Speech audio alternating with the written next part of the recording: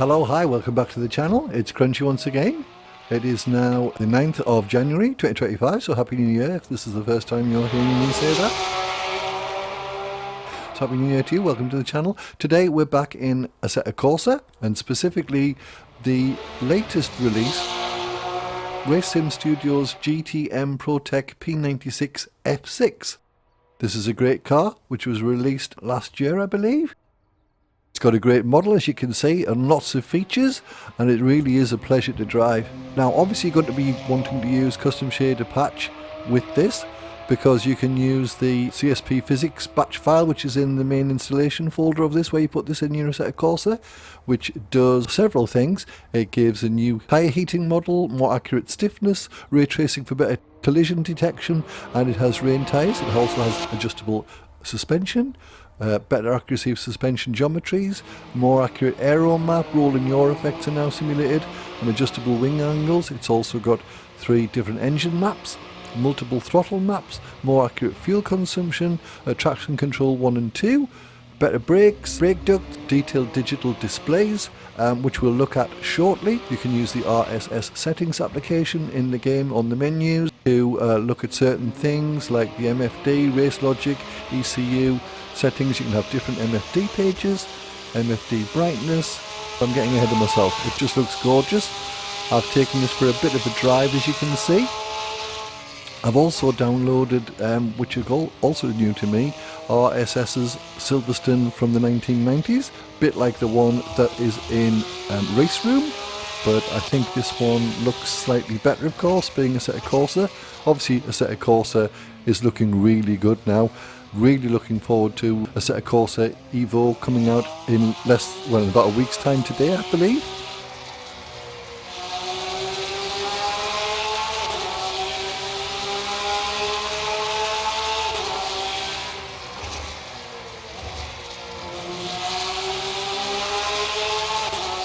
Which I'll be getting, so tune into the channel and subscribe if you want ASSETTO CORSA Evo coverage or Evo coverage on the channel. But as I say, this has got tons and tons of features.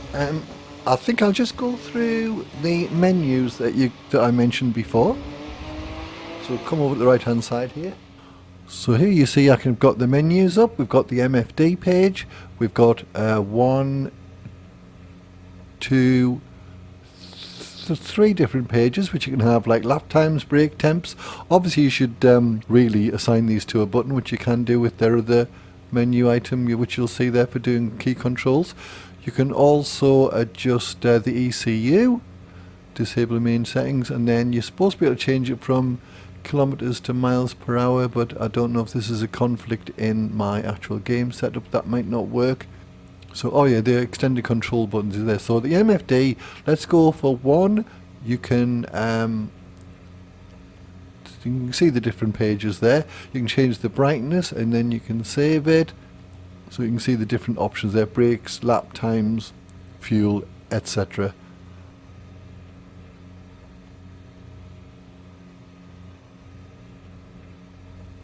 So we can get rid of that and continue on our way. Just reverse up a little bit here. So you can see we've got it on the engine map pages and the fuel pages at the moment.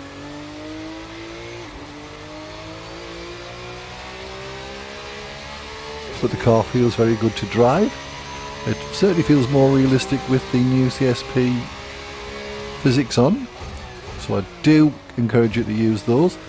Also, if you look back and if like me you've got other RSS cars in your collection and you haven't switched on the CSP physics, which I didn't, I've gone through all my collection, and those that I didn't have the CSP physics on, I've now turned them on. It does make a difference, and obviously when you turn it on, it affects all the other cars of that series.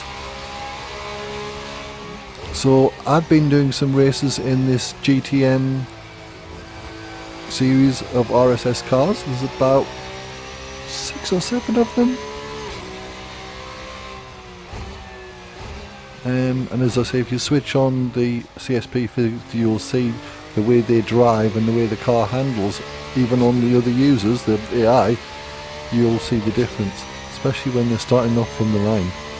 And this Silverstone track looks great too. They've got this international circuit up at the moment, which isn't my favourite. So I'm really hoping that, you know, modding can be done in AC Evo, and I hope RSS get involved with making cars, and URD as well, United Racing Design. They also do some good cars too, and I hope they get involved as well in Evo and bring us some great mods.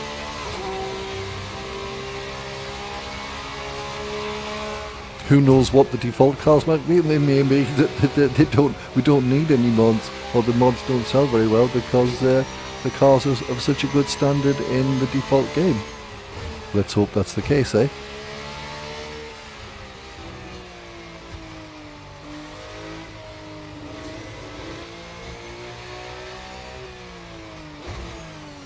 So I'm stopping out on track again. So let's have a look at this RSS settings page. I'm going to change it to lap time now. I'm going to save that and see what my lap times will be. So I'll just get going again. So you see the engine map is 2. We've got throttle 1, AC, air conditioning. No, I don't know. Just a joke. So what else have we got here looking at? Oh, tyre temps and pressures. We've also got traction control, ABS is 5 it says. So there's a ton of info there on the screen. Map, any map 2, you see, throttle 1, FC1. We'll probably find out what that is later when we pull into the pits and we look at the menus. So you can see your time difference there on the window on the MFD.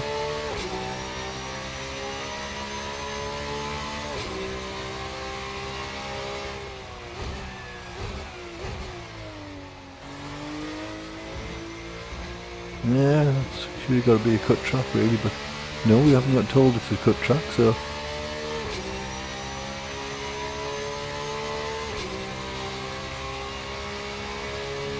I'm going to go way deeper now to get this late apex turning into the left.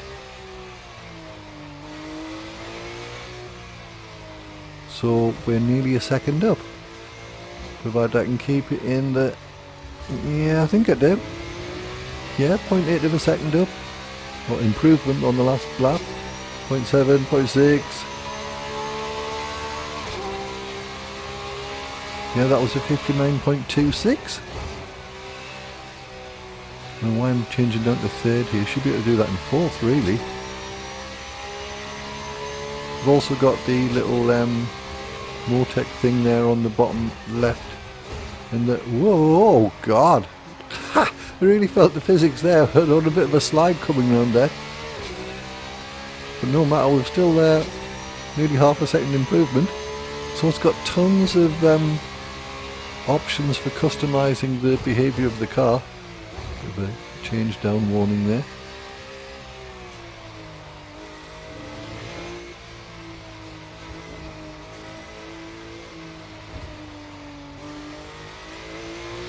There we go. Nearly a second up. Oh yeah, that's the second improvement. 1.1, 1.2. Yep. So that was a 58.02 seconds for that lap. Yo, gosh, really lost control there, so lost a bit of time, half a second.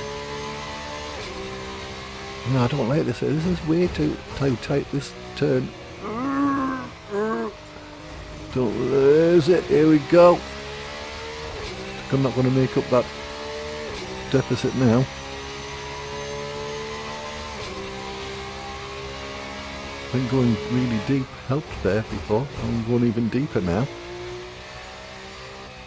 Enables us to get around there. Well, I've cut the deficit a little bit.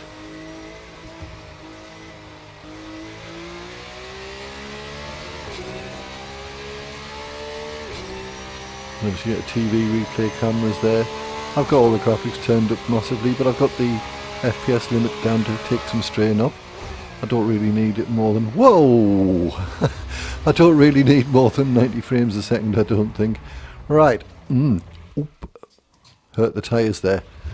Yeah, let's look at the menus. So what things can be changed here?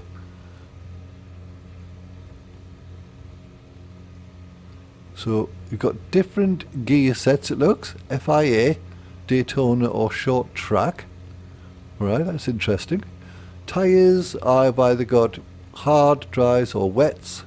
The pressures, of course, fuel, electronics, traction control, ABS and traction control cut can be changed. The rear wing, brake bias, brake ducts, engine mapping. Linear, here we are. Fuel target, linear or smooth or aggressive, I think that was. Force feedback, linearity, drivetrain, preload, camber and tow, suspension, dampers and your pit stop strategy. So that's a look at that. There's several skins to download off the Overtake GG Race Department site. I think I've got about 5 or 6 from there. Haven't applied them just yet, of course. But yeah, this is really worth getting if you're an RSS fan.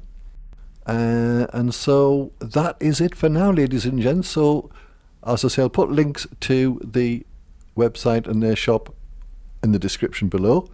But thanks for joining me here. As I say, looking very much forward to a week's time when Assetto Corsa Evo will be out. I hope to be getting that if I can afford the hard disk space. 100 gigs I think you need. So might need to delete a few other things. A few sims come to mind. But anyway, thanks for joining me here. Crunchy signing off for now. Bye.